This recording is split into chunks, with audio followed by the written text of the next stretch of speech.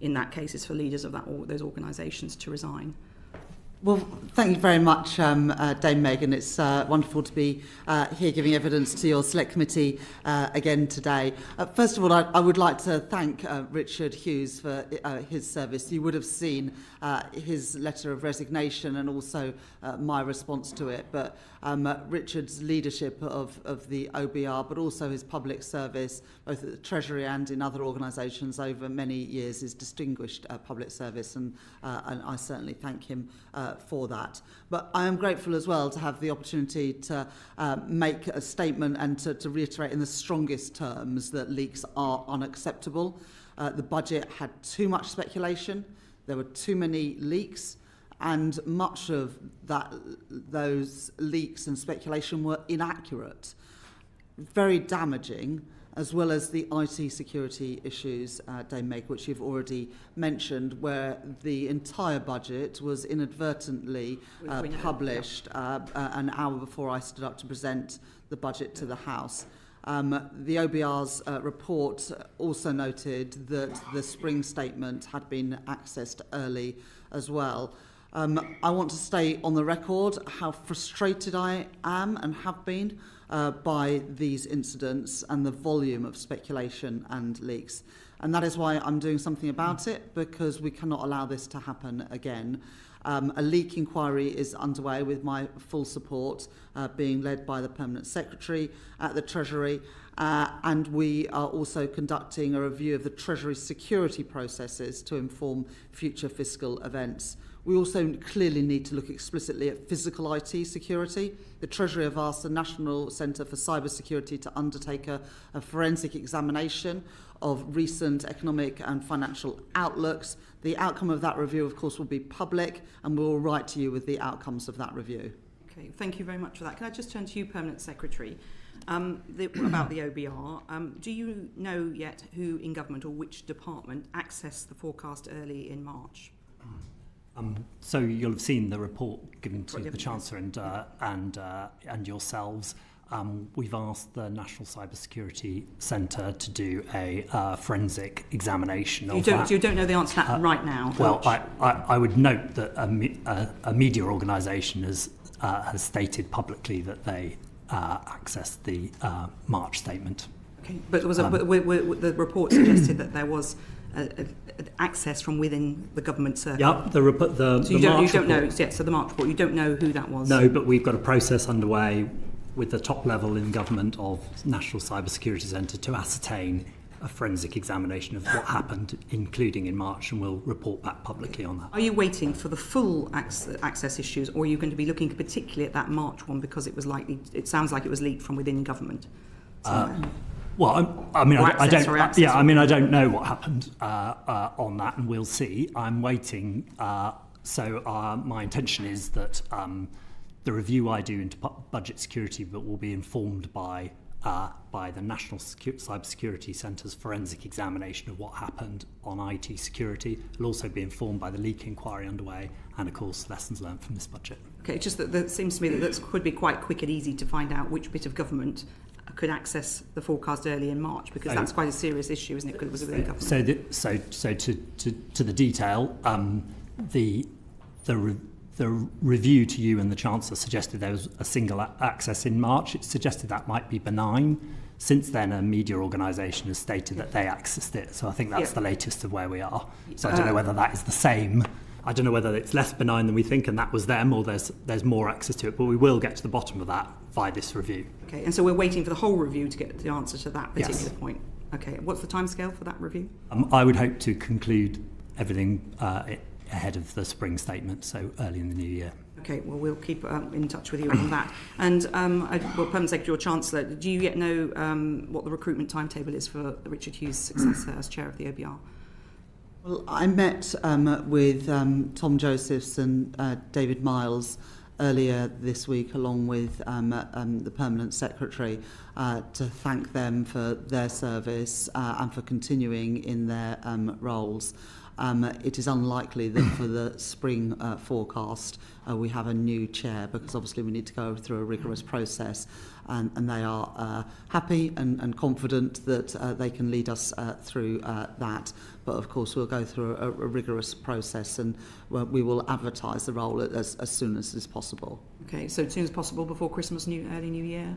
I think it's most likely to be early in the new year. It's only a week or so until the Christmas recess, and we'll put it out as soon as we can. That's fine. Thank you very much for that.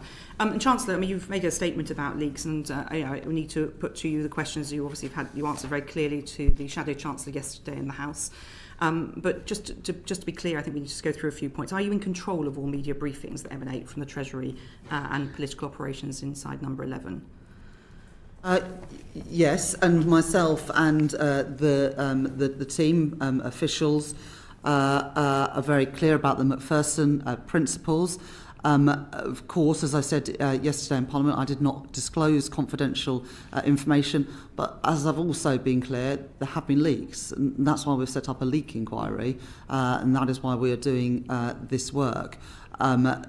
So that investigation is happening at the moment to ensure future budget security, including, as we've already discussed just now, making sure that the OBR as well. And just for your information, we are working with the OBR on IT security, and so in the spring they will publish via gov.uk rather than on their own platforms. So that's the first step. The independent report, like Kieran Martin and others indicated.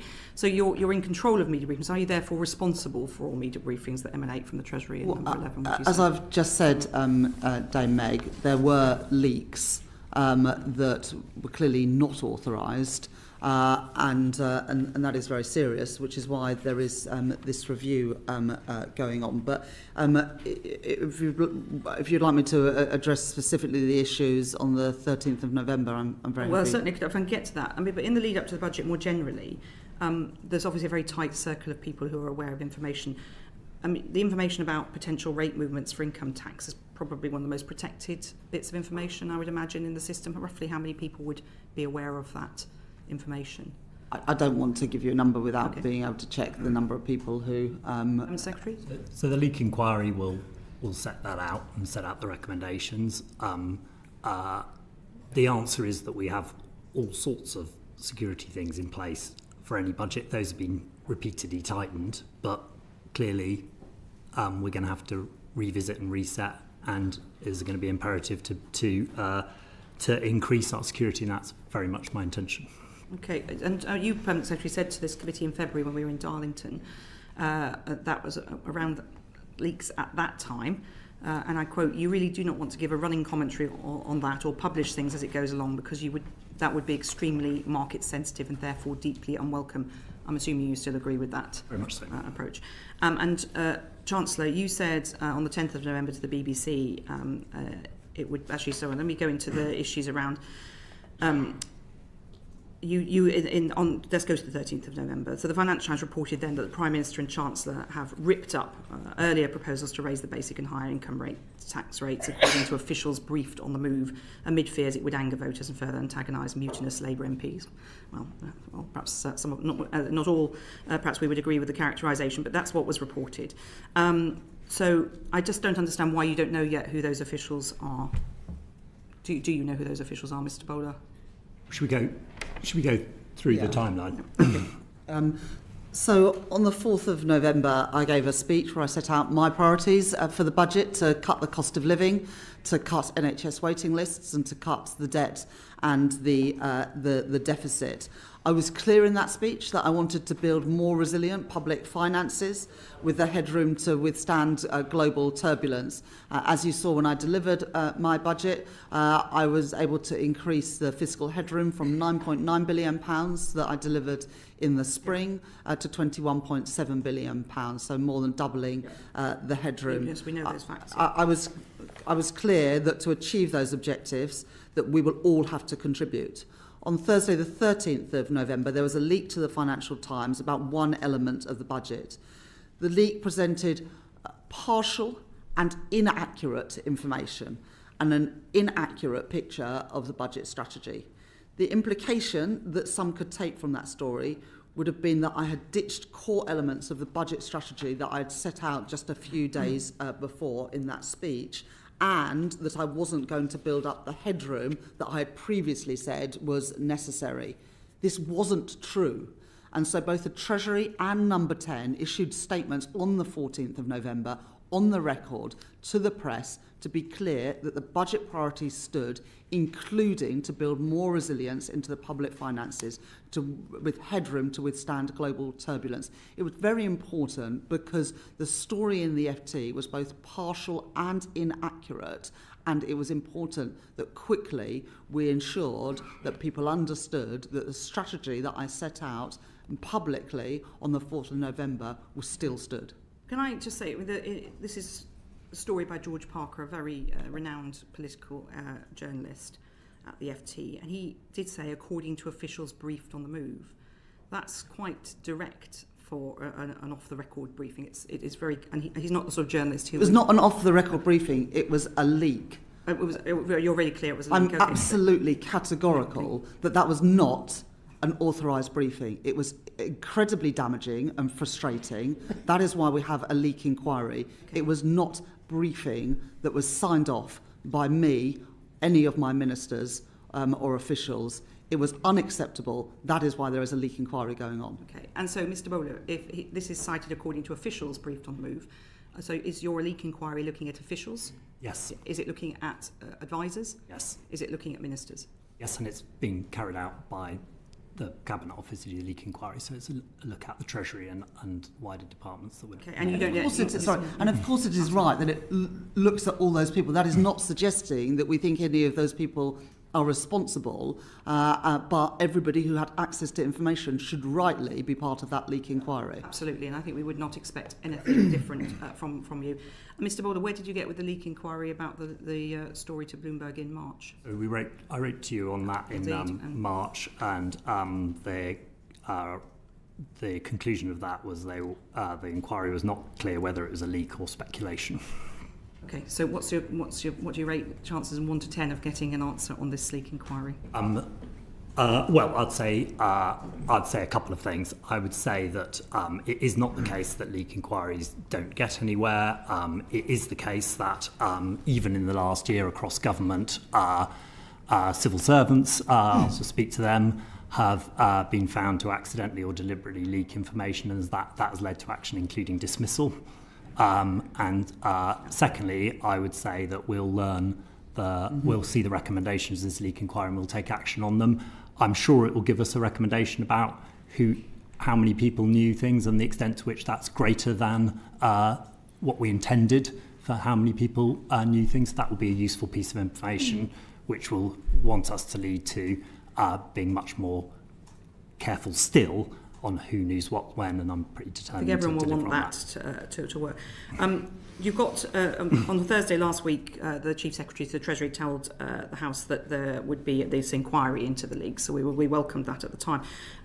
Which leaks? Because the Chancellor, you've spoken about the one to the Financial Times in 13th of November. Will the inquiry, Mr. Permanent Secretary, cover all of the other information? That is the main focus, because that was the clearly very damaging leak, and that's where the focus of things is going. But obviously it's for the inquiry to take it where they will. Okay. Shall we just move on to the OBR's misgivings about the communications, because that's what led the OBR to write a letter. And I just think it would be helpful for the record, Permanent Secretary, if you could be clear that the information that the OBR provided in that letter was not unusual. A lot of it's in the EFO anyway. Yes. It was only the two, round 1 and round 2, that were additional information provided to us. Yes, that's right. And I'd also point out, and I think there's been some confusion about this, that it's worth saying that the Treasury, as in the Chancellor, agreed that letter. Took the extraordinary step to agree to release that information to deliver, including to this committee, maximum transparency about all of this. I would also say that it would be our endeavours, I think the OBR and ourselves, to now return those discussions to private, which is the best bet for policy making here, so that in future events we can exchange forecast information in private to take the right policy We decisions. asked the OBR that question last week about whether they would be willing to make this a regular thing. They had no particular objection. So you're saying that the Treasury would not want to provide the Treasury Select Committee with that information post the budget? Well, look, there's a debate to be had, and some countries do things differently. And we can look at that, but it would be my prior that you need that it's for good policy making. You reserve the right for privacy between those things. I'd also point out that the Chancellor's nodding on that. So, Chancellor, you agree with the Permanent Secretary? Yes, I agree with the Permanent Secretary. I'd also point out that a feature since, I think, 2022 is the OBR published the timetable of when they're sending their forecasts to the Treasury. And I think you had evidence, the Lords Economic Affairs Committee had evidence from Andy King and others. I mean, the fact that they published that timetable does lead to quite a lot of speculation about what each forecast says. So, maybe when did you first know about the letter? When did the OBR start talking to you about writing that letter? When did you agree? The OBR said they were minded to write a letter. We said we'd agree with that writing that letter. The original intention was that would be published on budget day, the OBR took the decision to delay that for obvious reasons. Okay, so they approached you, but you agreed it straight. Yeah. Can you remember what time frame that was in? In the immediate run up to the budget. So during November. Yeah, during November. Okay. Mm-hmm. And just finally from me, Chancellor, on the 10th of November, you said to the BBC, and I quote, "It would of course be possible to stick with the manifesto commitments, but that would require things like deep cuts in capital spending." And you clearly set out, as you mentioned earlier, a strategy for your budget, and you set out those two options: breach the manifesto or cut capital spending. So could you just be clear for the record which one you chose? Well, I said in my speech on the 4th of November everyone would have to contribute. We were able to keep that contribution as low as we did by using a range of more progressive tax, like the high-value council tax, the gambling tax, the tax on dividends and property. Which we'll get into in the session. Yes, yeah, but of those two, you set out very clearly on the 10th of November, those were your two options. So what you're saying really is you didn't seem to go for either of them. Is that fair characterisation? Well, of course, there are always other options available, and there's a number of policies that leading up to the budget that we cost, as the Prime Minister has been clear. Very starkly on the 10th. Well, those are two options. Those are two options that were available, as the Prime Minister has subsequently said. We did look at whether we needed to increase the rates of income tax, given our concerns around the forecast and particularly the productivity downgrade, which took £16 billion off in terms of revenues in the final year of the forecast. In the end, that wasn't necessary, but we did, as I set out in my speech of the 4th of November, ask everyone to contribute by freezing the thresholds that the previous government had frozen for 7 years by an additional 3 years from 2028. We can get into figures, but the 16 billion obviously was offset by other measures, so it was about a 6 billion gap, wasn't it? Well, that's not entirely correct. The £16 billion is the result of the productivity downgrade because of higher wage inflation and price inflation. There were also higher tax revenues. But higher inflation is not a good thing because, of course, that erodes the spending power of government. So I wouldn't characterise it as we had good news on inflation. Far from it. In fact, I was very clear in my speech on the 4th of November that one of the objectives of the budget was to reduce that inflation, which was, of course, resulting in higher tax revenues, but not for a good reason. And so a revenue that was available was, you could say it's welcome from fiscal terms, but of course it's not really welcome because we wanted lower inflation. But I think it's just really important, Chair and Committee, that we don't see the revenues from higher inflation as somehow being good news during the forecast process. No one was suggesting it was good news, but it offset the 16 billion to a degree. But of course we wanted to reduce that inflation, which is exactly what we did as the Deputy Deputy Governor of the Bank said to you yesterday, well, indeed, I was going to 0.4 refer to to that. 0.5% off of inflation next year. The bank was clear to us yesterday they're still on their trajectory towards 2%, which I think the Deputy Governor was a bit clearer than that. I think she gave evidence to this committee yesterday saying that next year 0.4 to 0.5 percentage points off inflation because of the measures in the budget. Yeah, well, she was very clear about that, as on the record. Mr. Bowler, final question from me about the leak inquiry. Will you be publishing it? Yes. To the world or to this committee? I'll be publishing my review, which will include the actions we're taking from the recommendations of the leak inquiry, yes. Would it be possible for this committee to see the full inquiry in a confidential? I'd have to engage with the people doing the inquiry about their views on that, but I wouldn't like to. I have to say, I think I can say with confidence, as chair of this committee doesn't leak.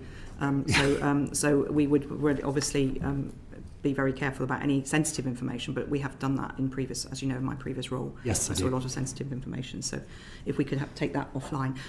John Glenn MP. Thank you. Can I turn to the sequence of events? The last piece of meaningful data from the OBR was the 4.2 billion figure on the 31st of October.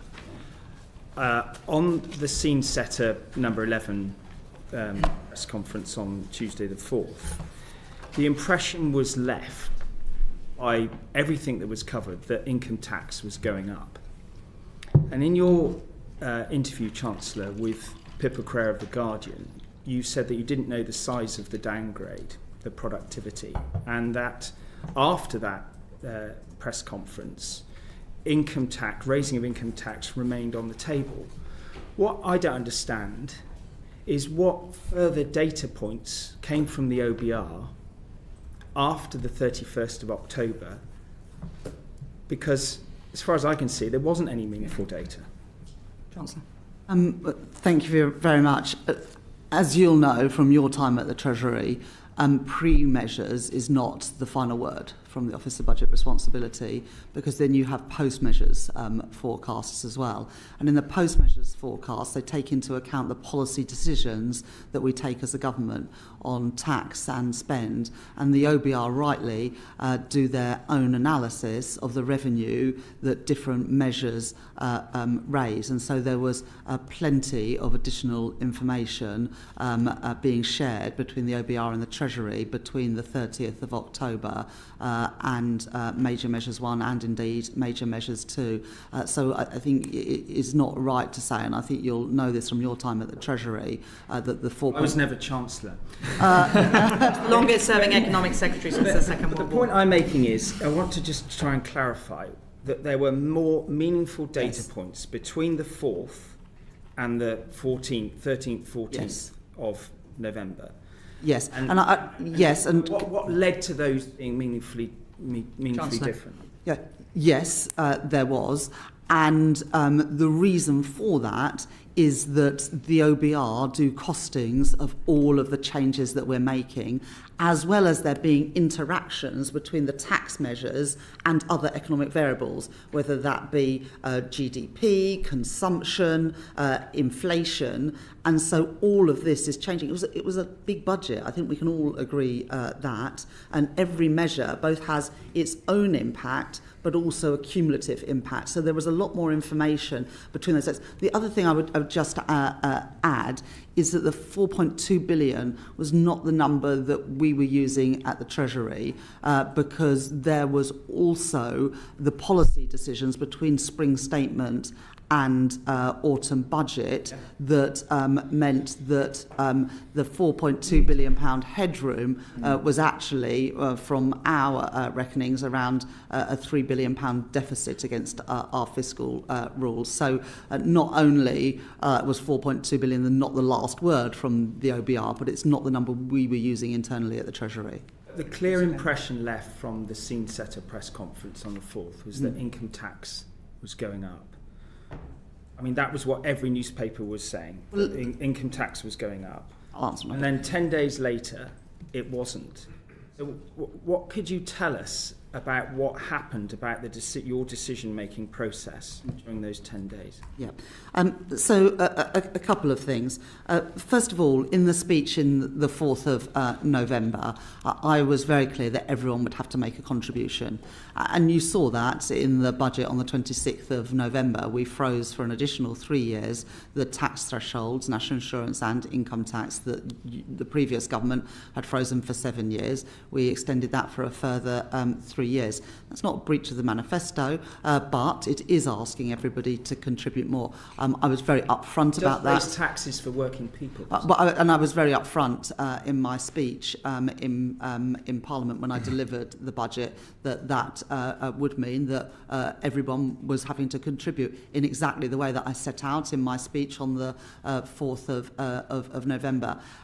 So I stand by very much the speech I made. I said in that speech that we were going to cut the cost of living. We did 0.4, 0.5 off of inflation next year, as Claire Lombardelli said to you yesterday. Cutting NHS waiting lists, we've already reduced them by 250,000. We protected NHS spending in the budget, and also cutting the debt and the deficit, which you can see in the OBR and Treasury documents. But I was also very clear in that speech, both that we would need to build more fiscal resilience given global turbulence, which we did, taking the headroom to £21.7 billion, but also that we would have to ask everyone to contribute. Did you decide to change the decision not in terms of raising the rate of income tax in those 10 days? The Prime Minister has been clear that that was one of the things that we looked at, but we were also looking at the tax thresholds.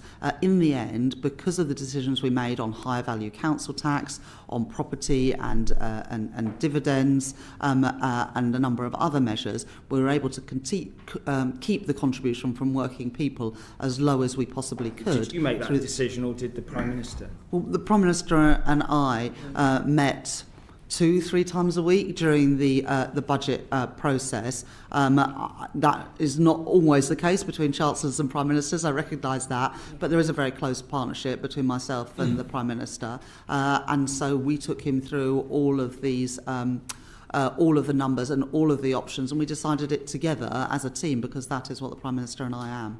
Thank you very much, Chancellor. Dame Harriet Baldwin. Thank you, Chair. Now, Chancellor, in the run-up to the general election, you said that you had no plans for tax rises beyond what was in your manifesto, and that you would focus on growth, and that growth was really the way in which you were going to get more tax revenues coming in. You've now put together two of the biggest tax-raising budgets in UK history.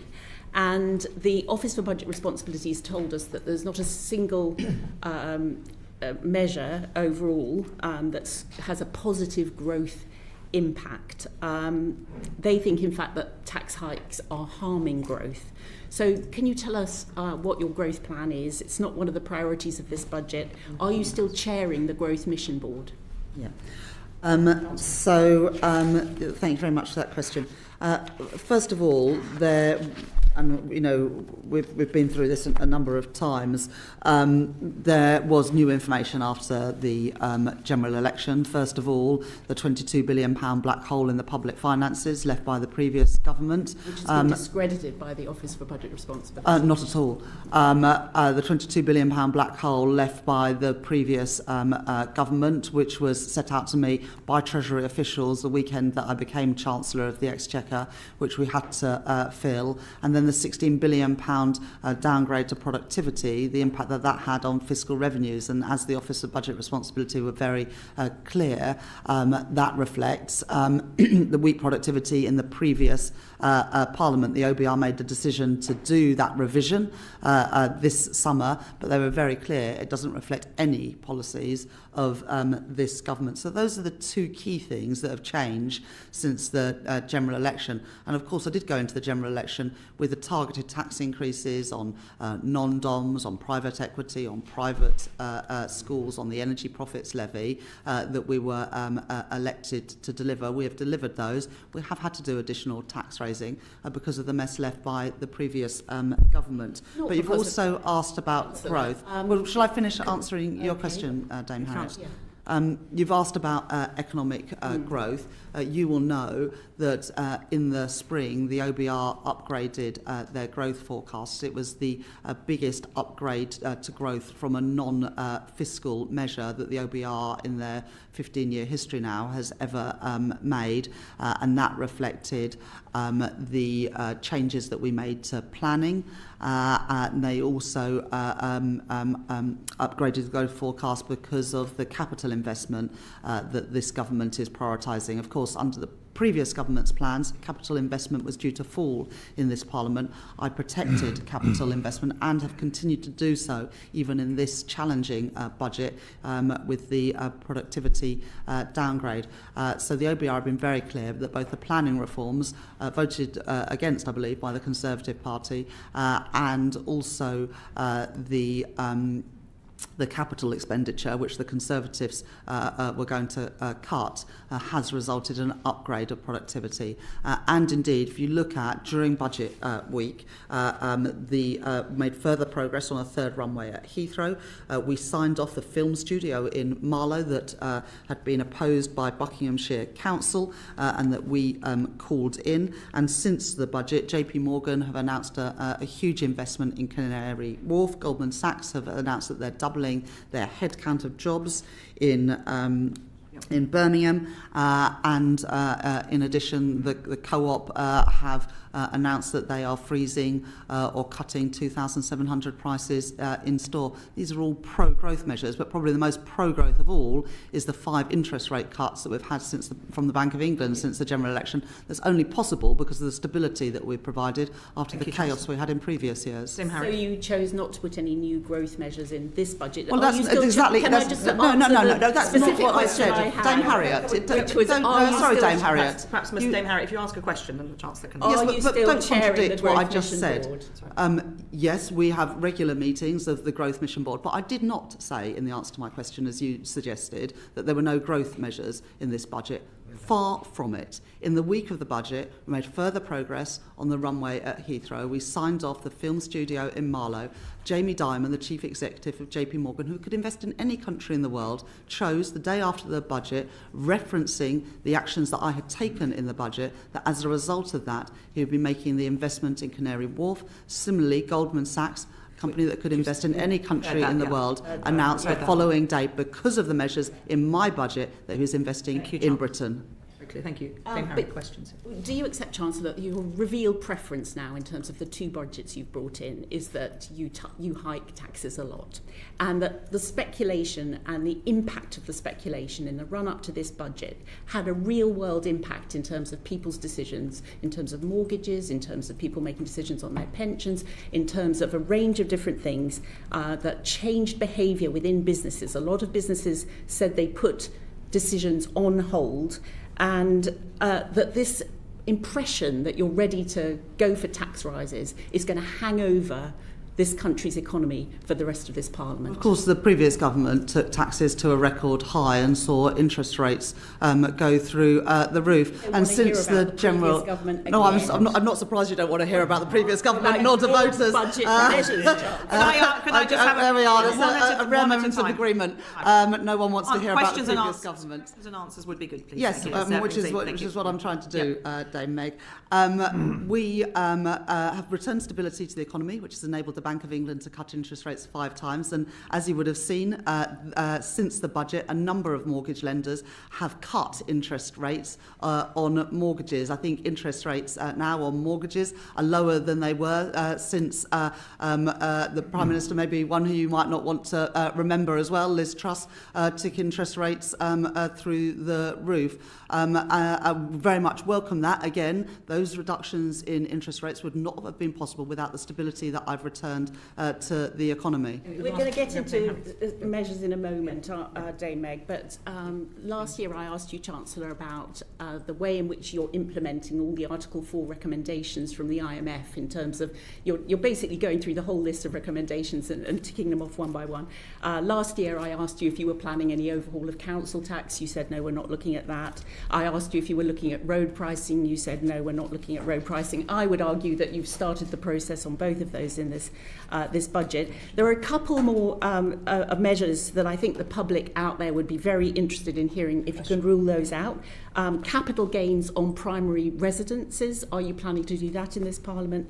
And are you planning to change the state pension to a single lock in this Parliament? Can you rule those out, please? Yes. Okay. Thank you very much, Chancellor. Luke Murphy, MP. Thank you, Chair. Chancellor, just very briefly, you've pointed to the productivity downgrade as a result of the record of the previous government. Would you have made different choices in this budget if it were not for that downgrade, and if so, which ones? Chancellor. Well, thank you very much for your question.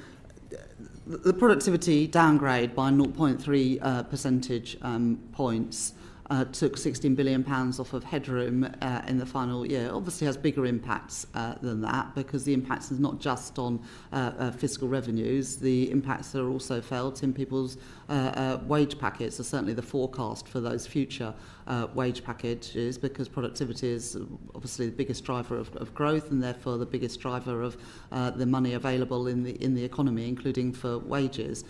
So it is very disappointing that the conclusion is, after the last 14 years, including the botched Brexit deal, the impact of the pandemic, and the impact of policy decisions of previous governments, has resulted in our productivity being so much lower than the Office of Budget Responsibility previously forecast. Well, I guess I'm Chancellor in the world as it is, and rather than the world as I might want it to be. But of course, if the circumstances are different, I would have made different decisions. It goes back from the point from Dame Harriet, the reasons why we have had to raise taxes in the last two budgets were last year because of the £22 billion black hole in the public finances, and this year because of the £16 billion downgrade to productivity forecasts. I'm determined to beat those forecasts. We beat them this year. The OBR forecast in the spring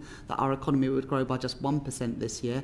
They have now upgraded that forecast to 1.5%, and I'm determined to beat them in future years, because the Conservative legacy does not have to be our destiny, which is why we're pursuing a whole range of growth policies. Thank you very much. That's very clear. Thank you. Chris Coughlin, MP. Thank you, Dame Meg. Chancellor, you know that I'm a fan of the government's language on public R&D. And the OBR has published that a 10% increase in UK R&D capital would equate to a 1.9% long-term increase in productivity, which are stunning numbers given the 0.3% productivity downgrade created a 16 billion fiscal black hole. So what I'm struggling to understand is why you're only increasing public R&D by 0.7% a year, 13% in total to 2030. As a result of which the OBR has concluded that that will have no impact on growth, because in fact it's a lower rate than in the decade after the financial crisis. Well, thank you very much, Mr. Coughlin. If there's one thing we know about you, is that you care very much about R&D, and rightly so. And I was very pleased in the spending review to be able to increase R&D spending in real terms during the course of this Parliament. And I said earlier, the OBR did take into account our CDEL spending, which includes R&D, in their forecasts. And CDEL, the higher CDEL budgets is one of the things that contributes to their higher growth forecasts. So R&D is one of the things that is contributing to that. But you're right to mention it, and right to mention the importance of it. Obviously, public R&D is really important, and that is what we can influence, but so is private R&D. And I am pleased that one of the reasons why growth for this year has been revised up is because investment has been higher, and that's very important. Of course, but given your belief in public R&D, I mean, do you think it's okay that we are only in the middle of the G7 in terms of our rate of public R&D, and that the UK has had the worst productivity crisis, as you said, since the financial crisis? Yes, look, and the OBR are clear about some of those reasons for the productivity downgrade. As I said to Mr. Murphy, the Brexit deal, the pandemic and the decisions of the previous government. The plans that I inherited from the previous government would have seen capital spending as a share of GDP fall from, I think, 2.5% to 1.9%. We've managed to protect that, to grow it in real terms during the course of this Parliament, and that's one of the reasons why I believe that we can beat the productivity forecasts that the OBR have set out in their most recent documents. Thank you, Mr Coghlan. John Grady MP. Thank you very much, Dame Meg. Last week, Dr Beck Fries from PIMCO told us that UK fiscal finances are in a fairly fragile state. Bond investors are focused on actual deficit reduction over the next 2 years, as opposed to what is forecast or promised for 2029-30. Is that, Chancellor, where you think the bond markets are too? So I think it's best if chancellors don't get into comment on bond markets. But what I would say is this: we were very focused on these issues when we put together the budget package, both increasing the fiscal headroom, which goes from 9.9 to 21.7 billion pounds, but also on fiscal consolidation. And I recognise that fiscal consolidation needs to be consistent through the Parliament. So for the last few years, public sector net borrowing as a share of GDP has hovered around 5%. This year, 25-26, it is due to fall to 4.5%. That is the first time, I think, in almost 5 years the PSMB has been less than 5%. It's then forecast to fall to 3.5%, 3%, 2.6%, and then 1.9% in the final 2 years of the forecast. And the IMF has said that this is the fastest rate of fiscal consolidation of any country in the G7. And that is the right approach, because it is still the case that we have elevated borrowing costs. The borrowing costs that the UK government faces went up substantially in September, October 2022 for reasons that we all know and understand. But I want to bring those borrowing costs down, and fiscal consolidation is an important part of that. On the tightening, Chancellor, what a lot of commentators point out is that the savings, much of the savings are back-ended to 29-30. Much of the tax rises are also back-ended, but we have real pressures at the back end of these forecasts. 6 billion of SEND provision moved across, defence spending going up, but there's a real risk it has to increase further, and a general election in August 2029. So last week, our expert economists, I would say, appeared less than confident that this tightening was politically achievable. Do you believe those economists to be wrong? I believe in the numbers that I set out in my budget, and a lot of people have got views of what I was going to do in my budget and whether I'll be able to live within the means set in my budgets, but we have consistently done that, and we've increased the headroom. We've also set out just before the summer recess our spending review, and I was very clear that public services now need to live within that envelope, and we are legislating for the tax increases that were in the budget. That is also very important to give confidence that these tax increases will indeed happen and that public services will live within the budgets that I've set. And would it have created more confidence if we brought some of this tightening forward, given that lenders take the view that the UK has for many, many years lacked fiscal credibility? Chancellor. Well, we want to make sure that we get things right. And so for the high value council tax, for example, we are revaluing properties in G and H. That cannot be done for next spring or the spring after.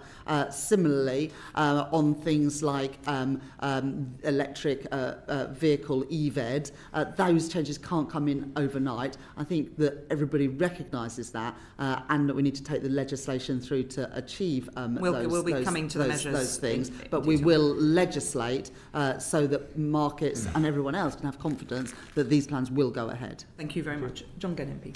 Yeah, if we look at the defence spending, the government's stated goal to get 3.5% of GDP, we look at health spending maintaining its long-run average growth rate and education spending being held flat in per pupil terms. And the announcements of the budget, according to the Resolution Foundation, said that there will be 6.4 billion of real term increase between 28 and 29, and that means 88% of what is commonly known by the Labour Party as austerity 2010 to 15 measures.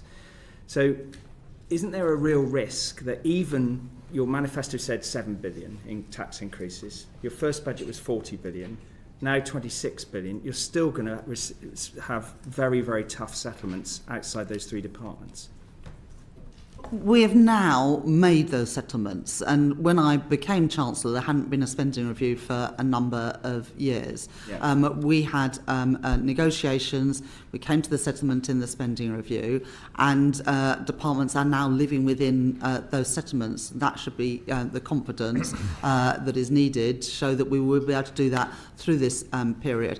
And even in the last years of the forecast, real term spending on public services continues to increase by nearly 1%. That is very different from the 2% cuts to public spending in the first years of the 5 years of the coalition government. So you don't recognise the pressure on other departments at the end of the period 28-29 to 29-30? Well, departments are always under pressure. There's always more things to spend on than you can afford to, and that's why prioritisation is so important. Those settlements are not imposed. They are negotiated and agreed with departments. Chancellor, I totally recognise the integrity of the spending review process, but I'm just saying that if you align the reasonable expectations of health spending, education spending, and your aspirations on defence, all the other departments have a pressure which is pretty much resonates with what happened between 2010 and 2015. That's the fact.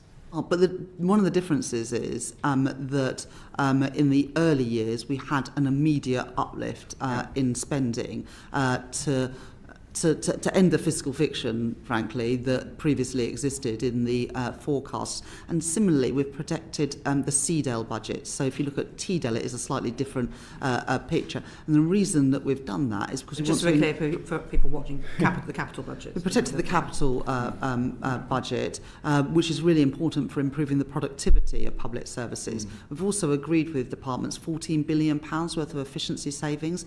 We are tracking those closely, and we are delivering against those targets. We set out further efficiency targets in the budget this year, again, which all departments have signed up to. Final question, but what you're saying is there will be no more money for those other departments beyond what you've set out already in 28, 29, 29, 30? Well, I've always been really clear that in the end we have to grow our economy to deliver the money that we need to keep increasing living standards and have the money to deliver our public services, which is why growth is the number one priority of this government.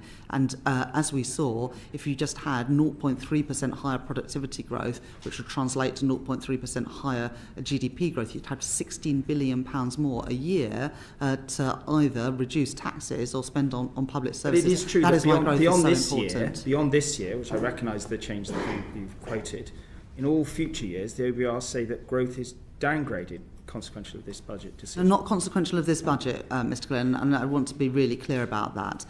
The reason for the productivity downgrade, the OBR say explicitly, that is not because of the decisions, any of the decisions that this government has made. In fact, they've scored positively both the CDEL, the capital spending, and also the planning reforms. It's lower in every subsequent year.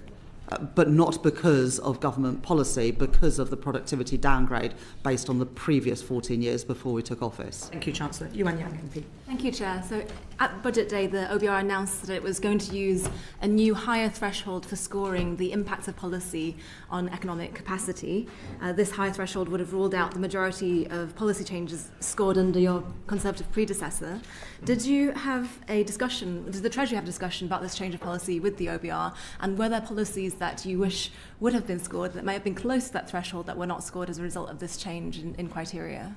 In the end, what really matters is not whether something is scored or not, but whether you actually get the growth or not. And so when we are, deciding on policies as the Treasury, we don't sort of say what will the OBR score. We say what will actually deliver the growth. And I've been really clear from opposition and into government that our growth mission is built on the pillars of stability, investment and reform. Stability that comes from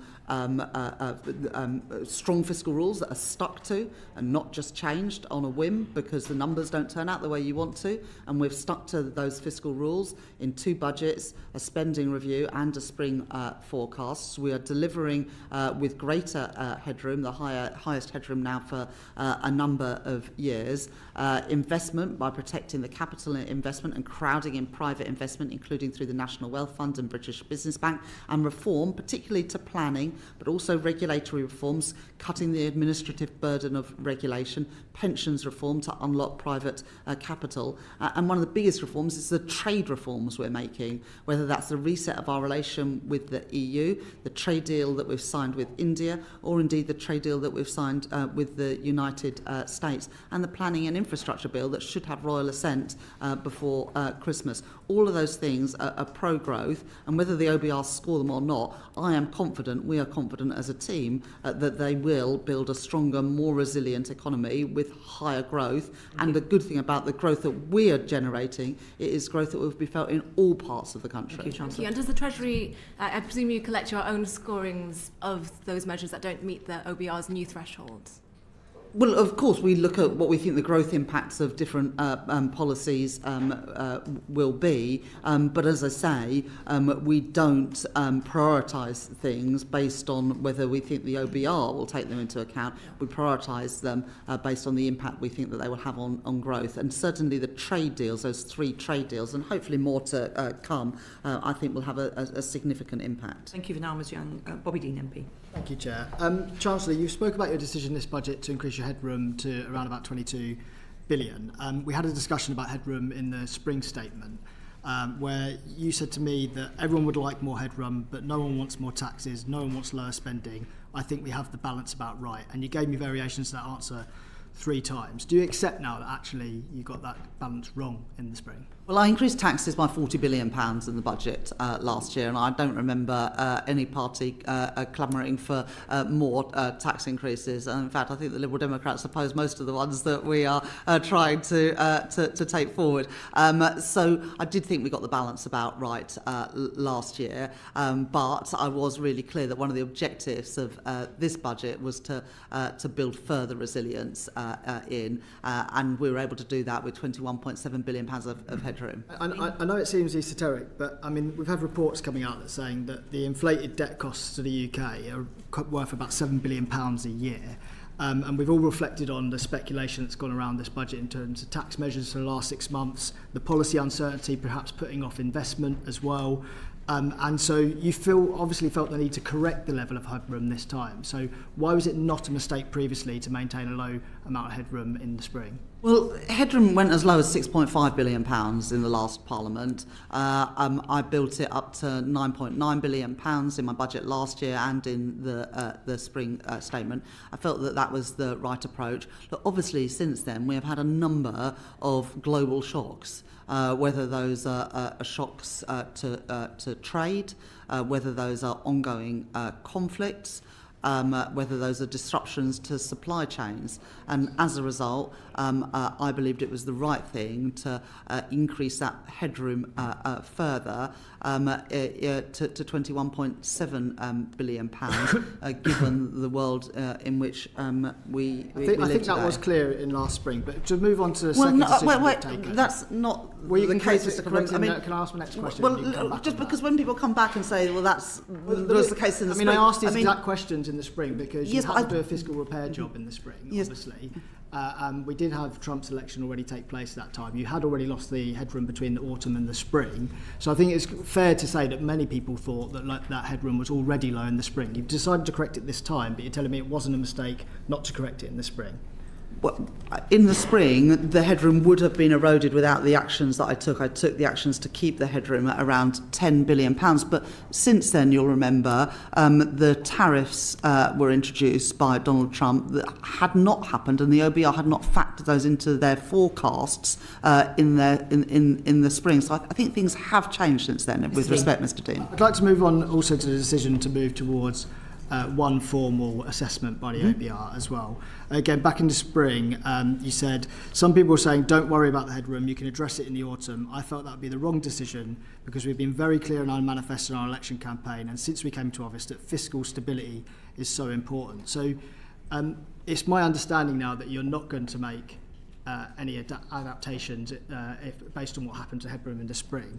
So does that mean that fiscal stability is no longer important, or was that an incorrect statement to make in the spring? Well, it does link to your previous question, Mr. Dean, because in the previous question you asked about the level of the headroom. We've now taken that to £21.7 billion, which, as you know, is more than the average movement in headroom between forecasts. So I now believe that we have the buffer in place. The buffer enables you to make that decision. So can I just push you on the next question, which is, what circumstances would you feel like you would need to make adjustments in a spring statement? So 22 billion definitely gives you more buffer room, but is an erosion of 5 billion, 10 billion, 15 billion too much? At what point would you act in the spring instead of the autumn to address the headroom, which everybody will still be able to see whether or not a formal assessment is taking place? So very few countries have two fiscal events a year, and we want to move towards, as the IMF have recommended, to have one major fiscal event a year. And we've worked with the OBR. OBR. answer to Mr. Dean's question, if you may, just on where you would make judgment. At what point would you give yourself more headroom? Understand that. Yeah, we've and got the question. You're not going to take any So the Chancellor's had the question, so yeah, if you could just answer the question, Chancellor. Yes, if you give me that opportunity, I'd be delighted to. I reserve the right to be able to take action at any point, but I believe the headroom that we have and the changes that we've made means that I won't need to do that in the spring. But of course, I reserve the right at any time to take action. Thank you for now, Mr. Dean. Are you and Young MP? Thank you. I wanted to move on to special educational needs and disabilities funding. At the budget, you announced that this would no longer be borne by local authorities, but would be borne from central departmental spending. Will this be put, well, firstly, the OBR says that this will cost around 5.6 billion. Do you and the Treasury accept that number? And will this be put on one particular department, or will it be spread among a number of departments? And if so, how will it be spread among departments? Chancellor. Thank you very much for that question. What we have done, what we did in the spending review, was continue the statutory override for an additional 2 years, so during which time local governments, if they overspend, compared with their forecasts on this, they can put the costs on central government. We've extended that for a further couple of years, but then, as we were really clear in the spending review, we will then fund SEND through the overall government DEL override envelope, and that statutory override ends in 2027-28. Where I would sort of disagree with the OBR, and well, not necessarily disagree, but the OBR looked at absorbing that SEND pressure from just one budget line. That is not what we said in the spending review. They just gave that as an illustrative example. So I don't recognise those impacts on school spending. As you know, the Education Secretary at the moment, with the relevant minister, is doing a review of SEND. That focus of that review is getting the system right, because no parent, no constituency MP believes the system works well today. Thank you. Ms. Yang. You're saying that the 5.6 billion number from the OBR is based on the current policy, and that policy is going to change, so therefore the number itself may not be that number. Is that what you're saying, Chancellor? No, what I was saying is that the OBR's illustrative example is that SEND pressure is absorbed on one budget line. That is not what we set out. But the purpose of the SEND review is about delivering a system that works for families, for children, and for schools. And it's right that the Education Secretary, not the Chancellor, leads on that. Yeah. Ms. Coughlin, MP. Thank you. Chancellor, in October 2021, my 17-year-old constituent, Jennifer Chalkley, who was autistic, died of avoidable suicide. I fully acknowledge the role that perhaps the Liberal Democrats and the Conservatives had in terms of scrapping a sure start, in terms of contributing to this crisis. Can I have your assurance, please, that you will properly fund both the Department for Education and Children's Mental Health Services to end the SEND crisis in this country? Because if you do, not only would that be a fantastic legacy for a Labour government, but also it would enable me to go back to Jen's mum and tell her that her daughter's death had not been in vain. Okay. Thank you very much, and for bringing up that example, and please give best wishes of me and I think all of the committee to Jen's family for what they went through. Too many parents and children are let down by the SEND system. Anyone that's a parent knows that, and any constituency MP, and you've only been a constituency MP for a year and a half, but you will know through your postbag and through your surgeries and your visits to your schools and talking to families in your constituency that the system just doesn't work. And we have to reform it. My mum was a special needs teacher when I was little, and she then became a classroom teacher because there were cuts then to special needs teaching, and it meant that kids weren't getting the support they needed. So this is something that matters to me, including as a parent, but it should not be me leading the work on SEND. I'm the Chancellor. It is right that Bridget Phillipson and the Department for Education lead on this, but to say to Jen's parents and family directly, we want this system to work for them. We want it to work for families. We want it to work for young people. We know it's let them down. This is about devising a system that is inclusive and that enables all children, whatever their abilities, whatever challenges that they face, to fulfil their potential and to live fulfilling lives. And that is the commitment I will give to Jen's parents and to We you. obviously all look forward to the SEND review coming out, we think, in the new year. Thank you very much, Mr Coghlan. Yuan Yang MP.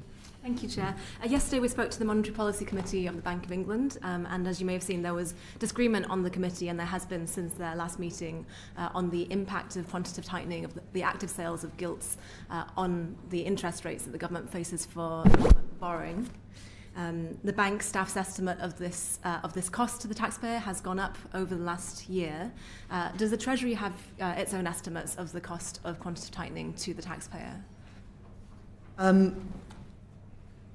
If it's okay, I'm going to pass this question. We've discussed this at length, but I'll pass it to the Permanent Secretary. Well, it falls to the lot being Treasury Permanent Secretary to have to answer questions about quantitative tightening. So it's a monetary policy matter, as you know, and as such for the Bank of England. But in terms of understanding what is happening, because it's a deeply complex thing, it's worth saying that there are three areas where you send out. So the OBR, in their recent forecast, set out detailed projections, including of the losses they expect and the impact on all their fiscal metrics. The Treasury's annual report and accounts sets out the impact on departmental spending budgets, and the bank provides quarterly reports with its projections of cash transfers. Yeah. To the nub of your question, each September, the Monetary Policy Committee decide on what they want to do in terms of sales for the coming year, and they announce that. That's not something that we is our decision. They did that last September. They actually reduced some of the active sales they were doing and did some things on skew. So they're increasing their active sales. No, they've reduced. They're reducing the overall pace of I think more things are maturing, so there's less need for active sales. So it is all set out there, and it is all in our accounts and all the rest of it. Okay. And of course, as everyone knows, there were cash transfers to the Treasury up until the end of 2022, and now each quarter there's transfers back to the AP. Yeah. Chancellor, I know that from the MPC's perspective, as they've stated very clearly, value for money for the taxpayer is not in their remit in monetary policy. But of course, as the Chancellor and as the Treasury, value for money is certainly something that concerns the Treasury and also all of us constituency MPs. Do you have conversations with the Governor about the value for money impact on the taxpayer from their pace of QT? I don't think it's accurate to say that value for money doesn't need to be taken into account. Value for money does. Yeah, the MPC states that they do not take that into account in their principles because that is not one of theirs. Yeah, but the Bank of England do, and the MPC and the Bank of England are a little bit different. I don't know, James. Yeah, no, I mean, look, it's their decision and it's not ours, but I think I think it is unfair to say that they don't take value for money into account. Yeah. They take it that into account as well as the impact on their monetary policy. And they've written to the committee a whole set of times, including on that, and I think you did a report on it last year, which explored those very issues. Thank you, Rachel. The predecessor committee did good work on that. Luke Murphy, MP. Thank you, Chair. Chancellor, my constituents, or a vast majority of them, the top priority is cost of living. Both yourself and the Prime Minister have made clear that that is a top priority for the government as well. Evidence to the committee from both the OBR and the Resolution Foundation show that there's been relatively strong growth in real household disposable income in this Parliament thus far, but the outcome for the remainder of the Parliament is quite bleak. Do you recognise those forecasts? Do you expect to beat them? And if so, how? Thank you very much for that question. I think the growth rate of RHDI per capita is expected to be positive in every year of the forecast. But you're right to say, and this reflects the answer I gave, I think, to John Grady earlier about the impacts of the productivity downgrade isn't just a fiscal impact. That's the one that all the concentration has been on, but of course the most immediate impact is on the size of the economy, and therefore the money available for wages and everything else, which is why, as I said, I'm determined to beat that forecast. But living standards, I guess, are sort of determined by the income you've got coming in and how much you're paying out. And as I said in my speech on the 4th of November, I was determined that one of the things that we achieved in this budget was cutting the cost of living. And as the Deputy Governor said yesterday, next year that will be 0.4, 0.5% off of CPI. There are sort of three primary things we're doing to achieve that. The £150 off of energy bills by scrapping eco entirely and taking other levies off bills, freezing prescription charges for the second year in a row, and also freezing rail fares, which I know will be a big issue for constituents of yours in Basingstoke, the first time that's happened in 30 years. Thank you. Do you anticipate having to come back in future budgets to take similar measures on the cost of living? Is that something you would expect, given the outlook for living standards that the OBR and you have just recognised? Chancellor. Well, I think the OBR and the bank expect inflation to peak this year, to fall, I think, on average of 2.5% next year before reaching target at 2% the following year, and for the remainder of the forecast period. The reductions in energy bills and the freezing in other prices, and indeed the freeze in fuel duty until September next year, all contribute to inflation coming down quicker than would have than we previously thought. We then need to continue trying to boost productivity and growth to put more money in people's pockets, but the focus in this budget was specifically on costs, which is why we introduced that package of measures. Thank you very much. Jim Dixon, MP. Yeah, I think many people will welcome the redistribution within the budget, where you can see each decile as you go lower down the income scale doing better. Do you, however, believe that might be a problem, the squeezed middle problem that we've seen in this country for many years, in which people in the middle of the income distribution are finding it very difficult to maintain their living standards, particularly as they get further towards the tax thresholds in which their income is then taxed at a higher rate? Mm-hmm. First of all, Mr Dixon, I'm very disappointed you haven't mentioned the Lower Thames crossing. I think it's the first time I've had a conversation with you and you haven't. But I will address your actual question. The distribution analysis that we published alongside the budget shows that every income decile, except for the top, is better off through the measures that we have taken in the last two budgets, but the biggest beneficiaries are in the bottom couple of income deciles, particularly as we lift children out of poverty, which we're very, very pleased to be able to do at this budget. I do recognise that we've asked everyone to contribute by freezing the thresholds for an additional 3 years on top of the 7 years for which they've already been frozen. But we were able to keep those contributions to a minimum by asking those with the broader shoulders to pay more. And some of those specific taxes, whether it's on landlords, to rebalance the tax system, but, so that whatever form of income you have, we're narrowing the gap between the tax rates that you pay on it and things like the high value council tax, which obviously paid by some of the more wealthy people in the country. Thank you, Mr Dixon. Okay, thank you very much. Bobby Dean.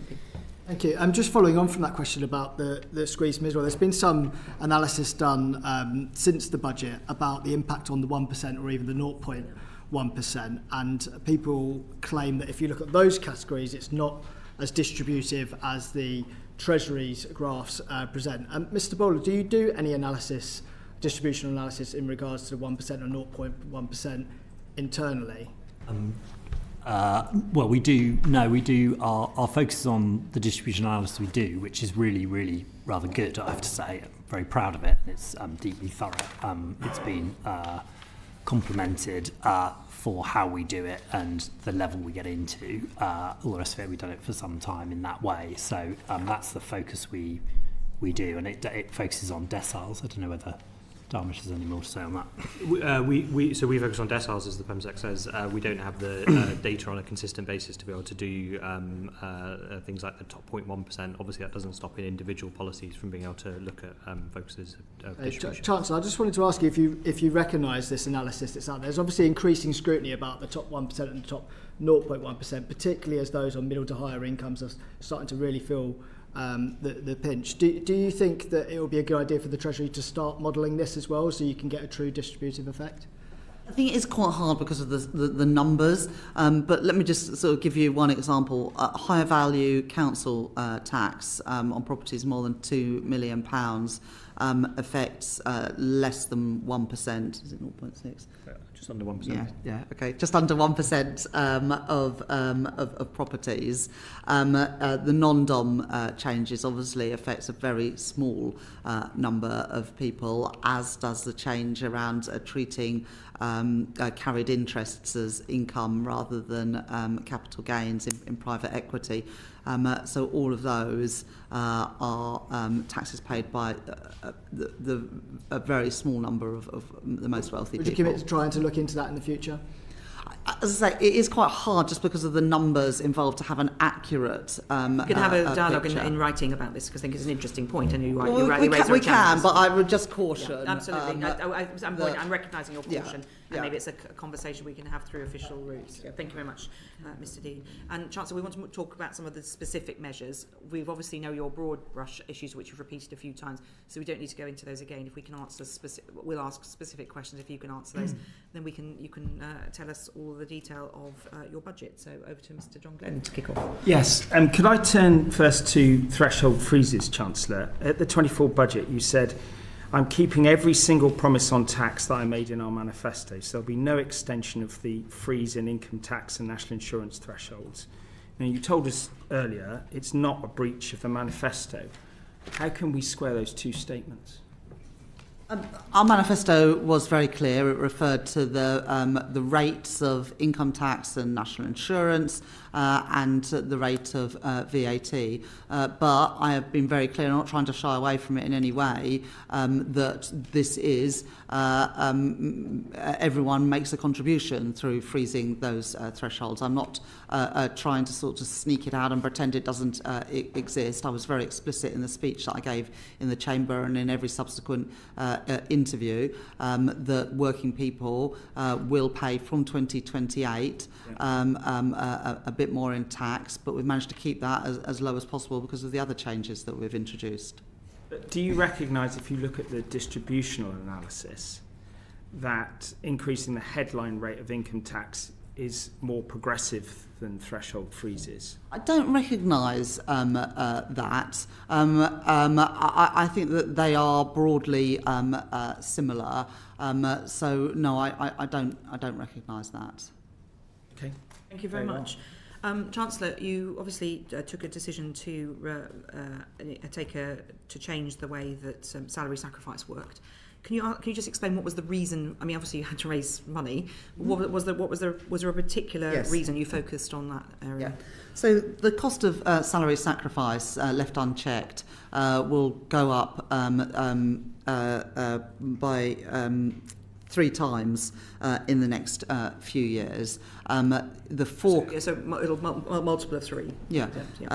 So no one had expected that when salary sacrifice schemes started getting up and running. We already spend £70 billion a year on pensions tax relief. We're not changing that at all, nor are we changing how much you can take out tax-free as a lump sum. But salary sacrifice was only ever really expected to top up pensions rather than being the main vehicle. So it was pensions that was your particular focus, because obviously salary sacrifice is for other things. It wasn't because people were using it for other approaches. What do you mean by that? Well, you have salary sacrifice for other things like gym membership, extra holiday, expensive bikes. Yeah. No, the focus on this was around the tax treatment for salary sacrifice for pension savings. Because Tom Josephs told us last week that it was likely to reduce pension savings, and obviously there's a big concern about people not, especially young people.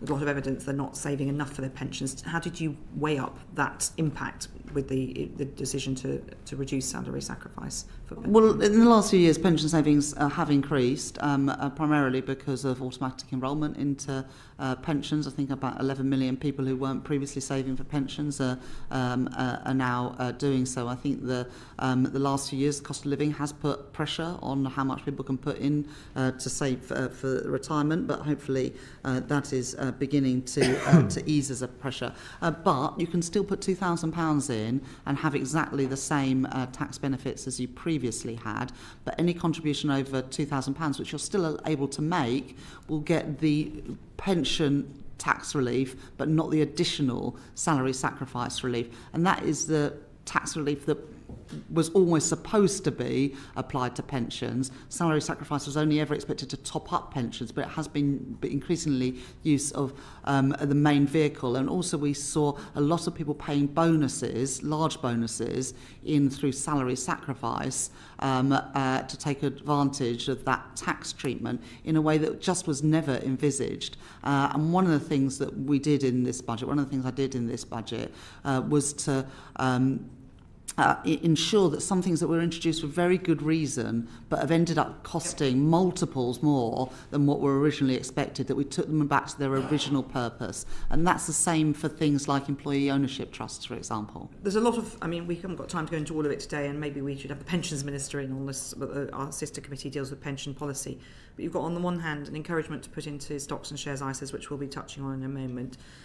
You've then decreasing the opportunity to top up pension, and a 5% contribution, as Ruth Curtis told us last week, on an individual earning $46,000 a year means they will have to pay more national insurance. So you've got different incentives working in different ways. Is there any plans in the Treasury to have a really good route, well, from Treasury with DWP, to have a root and branch review of how pensions policy works? Because, as you say, auto-enrolment's been very useful, but it's not enough to fund retirement. We have set up a pensions commission. The Minister for Pensions has done that, who will look at these issues. But I want to be very, very clear that people can still use salary sacrifice to save for a pension. They will have, and they will still get pensions tax relief, which is the usual way of saving for a pension. So pensions tax relief above £2,000 very much still exists. It will be ordinary pensions tax relief, though. Thank you for that. Dame Harriet-Baldwin. Thank you, Chair. Chancellor, in your budget, you say that the High Street will benefit from permanently lower business rates for retail, hospitality and leisure. And I think you will have heard that the reality for a lot of these High Street businesses is, in fact, that they're looking at the detail and they feel that they will struggle to survive with the higher rates bills that are coming, on top of the rising employment costs, on top of their rising energy bills. To give a few examples, and we'll all have heard them in our constituency postbags, pubs are facing a 15% rise. There's music venues in Newcastle, 431% rise. The British Beer and Pub Association says community pubs up 63%. So would you accept, Chancellor, that a lot of these businesses feel misled by that statement? So let me set out what is happening with business rates, because there's a couple of things happening at the same time.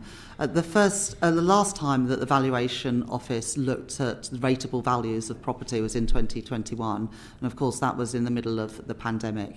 And so many rateable values fell sharply during the pandemic. They've now been revalued, and of course those rateable values are now higher because we are no longer during a lockdown in a pandemic. At the same time, during the pandemic, there was temporary support given to a number of businesses to support them with business rates. The previous government put in temporary support that finished in the last year of that government. They didn't allocate any money for future. In my first budget, I put in additional support for the first year, and in this budget we've put another £4.3 billion of additional support in as we transition to more normal valuations and rates. But what we've also done in this budget is to permanently lower the business rates, the tax rates that are applied to properties for eligible retail, hospitality and leisure businesses. And that is paid for by a higher rate on the top 1% of properties, particularly distribution centres that are used by online companies. So there will be permanently lower rates for those sectors. But as we transition, we've put in £4.3 billion of support for the types of businesses that you refer to.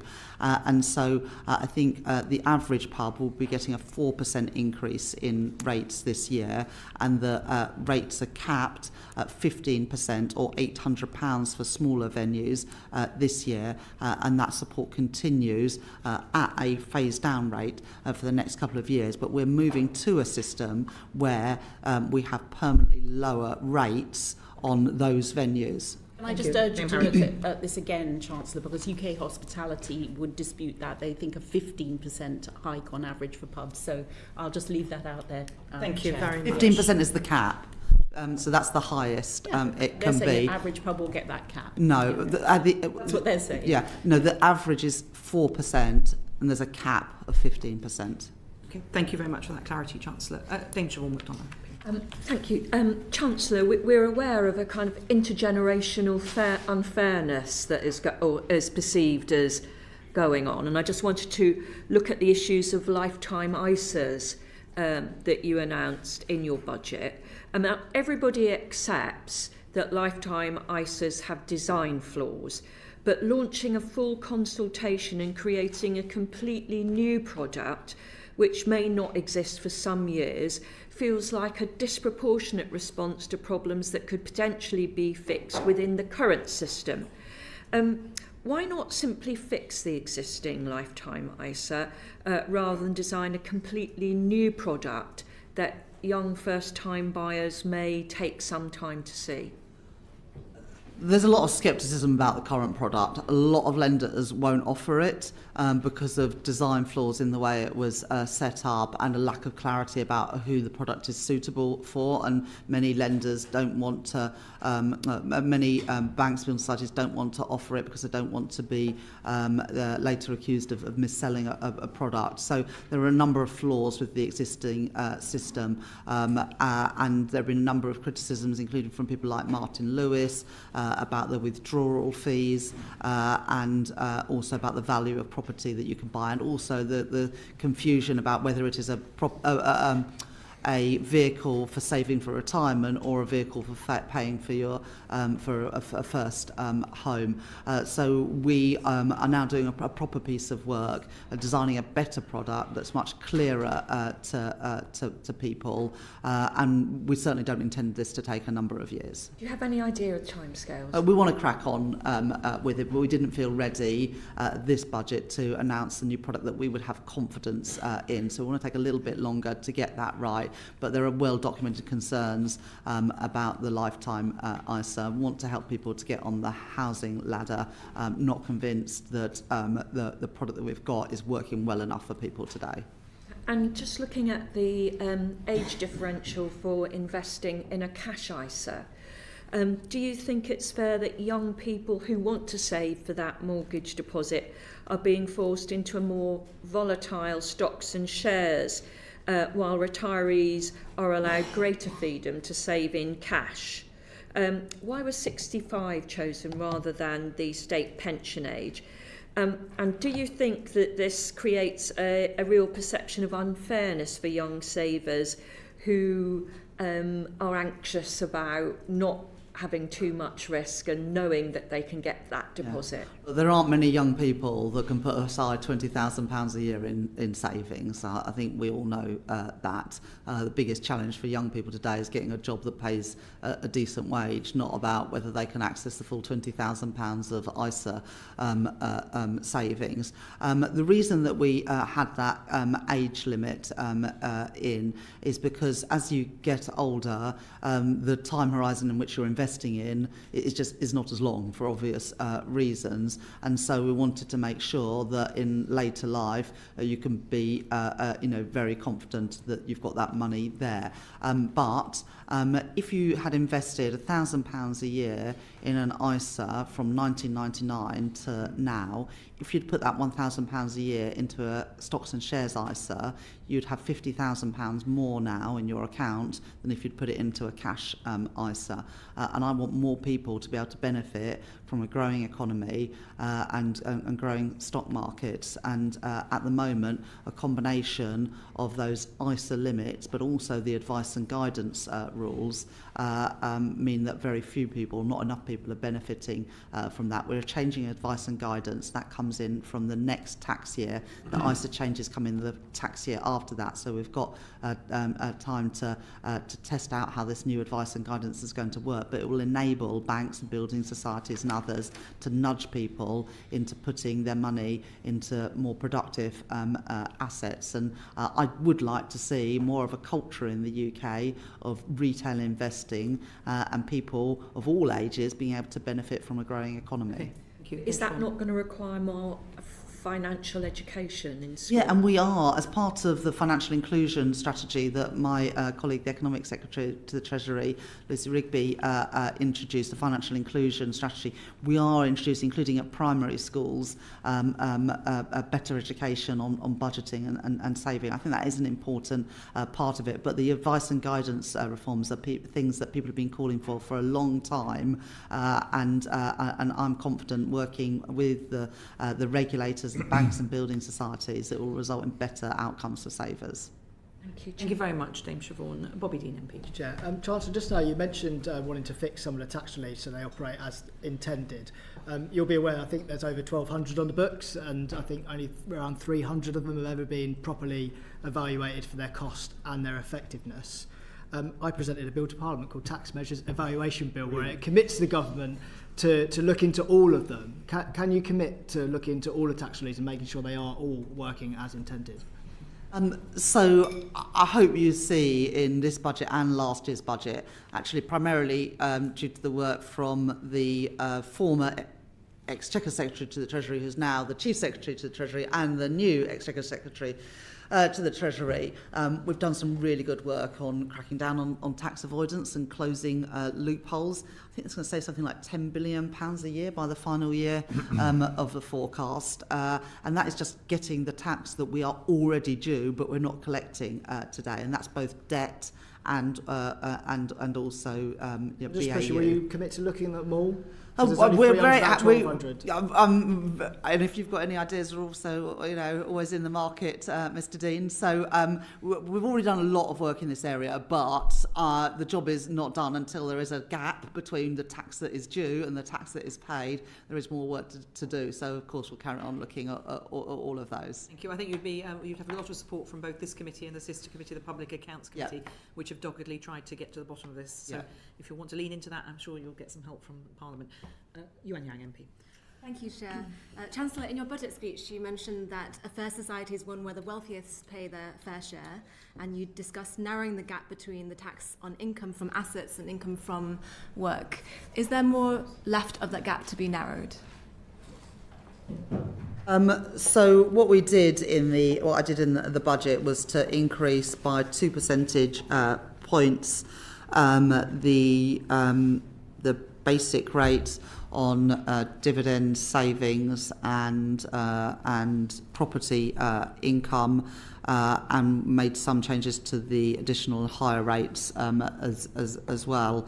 I think that is the right thing to do. 2 percentage point increase is quite a big increase in the tax rate on any form of income, but I think we got the balance right in the budget on that. And is there space for more narrowing, or do you believe the gap has been fully closed now? Well, obviously, if you go out to work, you pay national insurance, and you don't pay national insurance on other forms of income. But we have taken action in this budget to narrow the gap between those different forms of income. Thank you very much, Ms Yang. Jim Dixon, MP. Yeah, thank you, Chair. Big change in the budget on electric vehicle excise duty. We haven't had that tax before. Obviously, it's designed to compensate for the loss of fuel duty over time. Isn't there a big problem, though, that by 2050, electric vehicle excise duty will only be bringing in about a quarter of what fuel duty did? So is it not inevitable you're going to have to very significantly raise that amount going forward? Well, we have set the level of the EVED at half the rate that you would get from fuel duty. I think that is the right balance, because we do want to incentivise the rollout of electric vehicles for reasons that is well understood. We have no plans to increase that further, and wouldn't do so until the move to electric vehicles is well secured. But we've set it at a half rate for a reason. And in terms of fuel duty and the freeze, what's your commitment going forward around what happens into the future on that, and the plan to end the freeze in a year's time? So we've frozen it until September next year, but at the same time we're also, from early in the new year, introducing something new called the Fuel Finder. This is work that's been led by the Competition and Markets Authority, and something that other countries already do, that will mean that real-time information will be available on fuel costs at different petrol stations, and we hope to be able to integrate that with the different apps that people use to map their journeys and everything, and so they'll be able to see the different prices at different petrol stations on their route, and evidence from other countries and from the CMA, I think, suggests that could take off around £40 a year from how much people pay in filling up their tanks, and I hope will result in more competition and lower prices for consumers. Thank you. Thank you very much, Mr Dixon. And John Glenn, MP. Yes, could I turn to gambling taxes, please, Chancellor? And the consultation that you had began with a desire to simplify, and indeed this committee looked at the matter as well. We're now, after your measures in the budget, we've got online bets duty higher than the high street. We've got bets on UK racing lower than Irish racing. We've got tax on a game of football on the phone will be 25%, while a machine in adult gaming centre will be 20%. Now, you've given 26 million to the Gambling Commission, but there is a significant risk, and I think we're seeing it already online, of lots of activity going off to the black market. I'm just wondering, what your overall assessment is of the measures that you've made, And if you could address, the fact that there are sort of multiple dimensions to what you've ended up with here. So we did have a consultation, and we've been consulting for around a year on this. I think that is a good way to make policy, and we've spoken to all the different stakeholders, and that's why there was a lot of things going on. So we decided not to do anything about in-person betting, to do nothing around horse racing, and also we've managed to take tax off bingo entirely, because I think there's lots of good social benefits. We also didn't do anything about machine gambling, because we were concerned around things like seaside towns and around incomes in pubs, for example. But there was plenty of evidence that online gaming in particular, but also betting, does result in more serious harms than in person. And that's why we chose the package that we chose, which had the biggest increases for online gaming, and then increases for online betting. And actually there was a wider theme in the budget about rebalancing the tax system away from taxing physical trading and more tax online. That's true for business rates. It's true for taxing low value, applying customs to low value imports, and it also applies to gambling. That was a theme running through the budget, that high street should not be undercut by online. But there's a specific issue here as well about the harms that have been doing. Now, you mentioned the black market. That, of course, was something that we factored into our deliberations when we designed this policy. And obviously, we could have taken those tax rates higher, but we chose not to, exactly because of the concerns that you have mentioned. And we've also put money into at the budget to tackle the issues of the illegal market. £26 million allocated to the Gambling Commission. Can I just ask you finally on that? I understand your logic, but some of these companies are configured with cross subsidies in different parts of their business, and in essence, do you expect to see a restructuring in the industry now consequential of this? Because it seems quite likely that some will not find it viable because of the nature of the subsidy from different parts of their businesses, and some of them are already going into difficulties and going offshore. Well, obviously these taxes apply whether the company is offshore or not, because it is a tax on the bet. And again, that was an important design of this policy, that you can't just relocate overseas to get out of paying that tax. We also are making it relatively more attractive to do betting in real life rather than online, and that was a deliberate design of the policy. Thank you. Look, I recognise that everything has consequences, but so do the harms of gambling have consequences, and that was also a consideration in this budget. There has been a huge growth in online betting and gaming, and I think it is right that we tax it more appropriately and have a level playing field between the high street and online businesses. And of course, all the money from this is being used to reduce child poverty. Thank you, and thank you for that. So with this committee cross-party, obviously put out our report on that very point. So thank you for that answer and for that action. Luke Murphy, MP. Thank you, Chair. Chancellor, the capital allowance changes in the budget, could you set out how they will increase investment and growth, given that tax specialists like Dan Needle have said they believe the changes will do the opposite? So we have kept the main rate of corporation taxes at 25%, and we've stuck to all of the commitments we made in the business tax roadmap that I published at the last budget. We also have one of the most generous and competitive capital allowances regimes. And what we are doing, what I have done at the budget, is decreasing the main rate of write-down allowances, just the main rate, by 4 percentage points to 14% from April next year. And that has allowed us to fund a new first-year allowance, whilst also raising revenue to protect public finances. So it's also consistent with what we're trying to do in introducing more generous upfront relief for investments, and we'll be doing that as well for some of those leasing of equipment and machinery that isn't eligible for the full expensing, to now get a more generous first year allowance. This is about trying to encourage investment, but it is within the context as well of needing to raise money in this budget. But I think the net present value of investments remains the same. The first year discount that doesn't apply to second-hand assets, it is only to leasing. So you can see the direction of travel though. So we've made permanent full expensing, and this year for things that aren't covered by full expensing, we're introducing a more generous first year allowance. But if you're asking, is there more to do on this? Yes, I think there is in a range of areas like the one you've mentioned, also on more around intangibles. But what we're trying to do is incentivise investment, because investment is absolutely key to economic growth. Thank you. Thank you very much, Mr Murphy. Bobby Dean, MP.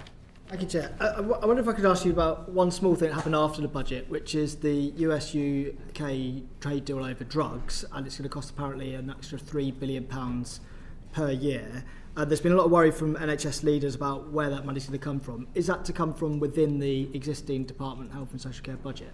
That was part of the agreement in the spending review, that for this spending review period, that would be absorbed. The costs are actually quite low in the first couple of years, and that was part of the spending review settlement. But obviously, at future spending reviews, will be worked out in the next spending review. Well, obviously, everything in the next spending review will be set out in the next spending review. Thank you. Chris Coughlin, MP.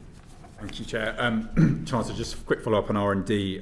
Draghi in September urged the EU to... The man with a dog with a bone here. Nothing but predictable. Exactly. No, next one's up. Urged the EU to borrow for defence R&D, stating that that would actually decrease debt to GDP, because GDP would grow faster than interest costs, and also that a 2% increase in total factor productivity would cut public finance burden by a third over a decade. Do you think a similar principle could apply, or approach could apply, to the UK? So we're already embarking on the biggest uplift in defence spending since the end of the Cold War, taking it to 2.6% by April 2027.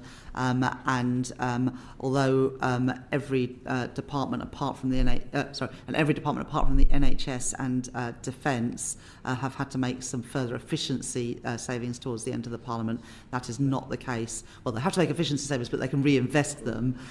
Unlike other departments, and we have totally protected the capital budgets, and obviously defence is highly capital intensive. The changes that I made to the fiscal rules last year as well take capital spending outside the stability rule. It's still affected by the investment rule, but that has also made it easier to protect capital spending, because it has been the case that previous chancellors, when faced with challenging fiscal situations, would go first to the capital budget and delay projects or cancel projects or extend the life of projects, and that's not the decision that I wanted to make. But it's also really important that we spend the money well, and that's why, as part of the defence investment plan, we are allocating more money to start-up businesses, to tech businesses, to really get that innovation, actually building on quite a lot of what happens in the US. Thank you. And finally, as you know, the National Bureau of Economic Research in the US has published an estimate of the Brexit cost of 6 to 8% of GDP, effectively a 90 billion Brexit black hole. Given this, do you support the Liberal Democrat proposals for an EU customs union, like several Labour MPs do? Good try. I think the OBR is sticking to their numbers around of a 4% hit, but it's still very material. It's why we've got this reset with the EU, and why we are at the moment negotiating around a new food and farming agreement, energy energy trading, electricity trading, Erasmus, and a new youth mobility scheme, because we recognise that making it hard to trade with your nearest neighbours and trading partners is not exactly good for businesses and not exactly very good for growth. Thank you. Well, I think we can all agree on that. Just wanted to quickly follow up on an answer you gave to Mr. Glenn about threshold freezes.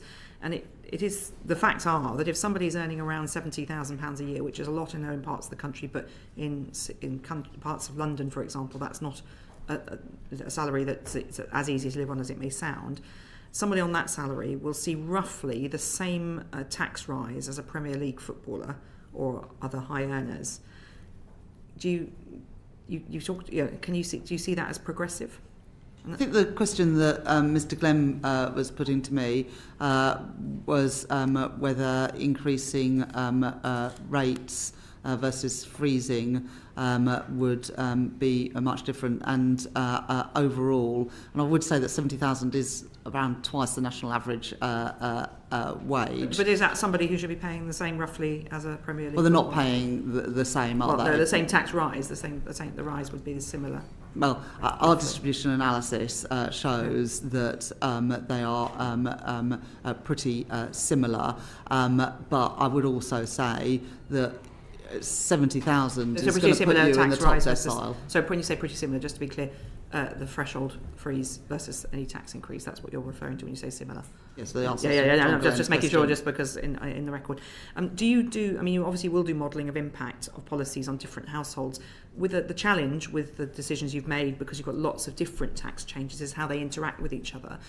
How have you changed any way that, partly because you've taken that approach, any way you're doing that evaluation of impact on certain types of households? Well, the OBR look at the interaction of policies when they look at the indirect effects of the budget package as a whole, so they are taken into account in the forecast, and the distribution analysis obviously takes into account all of the policies and how they interact with each other. Often the problem is there's unintended consequences. There's nothing different the Treasury is doing on this. You're relying on the OBR. Just a simple question. Of course, we look at these things ourselves, but the numbers that published, including the indirect you do effects, look at them yourselves as well, so you're taking that fully into account. Well, yes, we look at things like the sectoral impact of policies, the policies on families with children, the policies on pensioner households. I just want it clear for the record, because yes. Just that you do that, that's fine. And then you talked about efficiencies for departments. And you're tracking that closely. So perhaps maybe for the Permanent Secretary, has anything changed in the way that the Treasury is tracking those efficiencies compared with the past? No, it's from the past, I guess, the fact that we use the Office of Value for Money to come in and work with departments to set up and measure, set up what the efficiencies would be, that was announced as Penny View, and set out how they'll be measured, including, I think, referencing in annual report and accounts. So that's new from previous spending reviews. Okay, and because there's no Office of Value for Money now, so that's now back into the Treasury teams. They've done exactly what we asked them really well, and that's now all set up. The public spending teams will be looking at that for each part, as usual. Okay, that's fine. Good. Harriet. Thank you very much. This is just for Mr. Bowler. It's a technical point on the business rates questions I was asking the Chancellor earlier. The Treasury website gives some worked examples of how the transitional relief will be applied, and that is a maximum cap versus the 40% discount that was in place.